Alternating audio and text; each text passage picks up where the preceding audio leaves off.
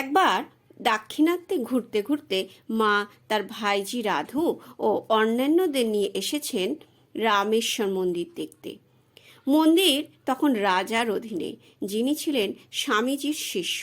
তিনি মন্দিরের কর্মচারীদের বলে পাঠিয়েছিলেন, আমার গুরুর গুরু পরম গুরু যাচ্ছেন, সব ব্যবস্থা করবে।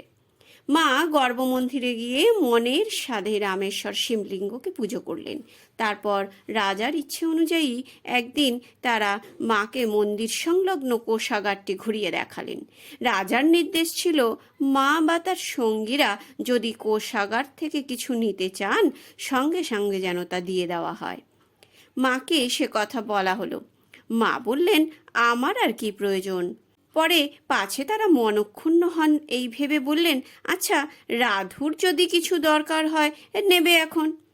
রাধুকে বললেন, দেখ, তোর যদি কিছু দরকার হয় নিতে পারিস, কিন্তু কোষাগার খুলতেই যখন হিরে জহরতের সব জিনিস ঝকমক করে উঠল, তখন মায়ের বুক দূর দূর করে উঠল।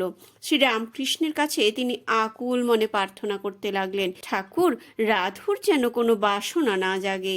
ঠাকুর সে প্রার্থনা নিশ্চয়ই শুনলেন, কারণ বালিকা রাধু সব দেখে শুনে বলল, এ আবার কি নেব, ওসব আমার চাই না।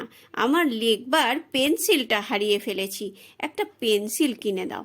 মা নিশ্চিন্ত হলেন এবং রাস্তার একটা দোকান থেকে রাধুকে 2 পয়সার একটা পেন্সিল কিনে দিলেন।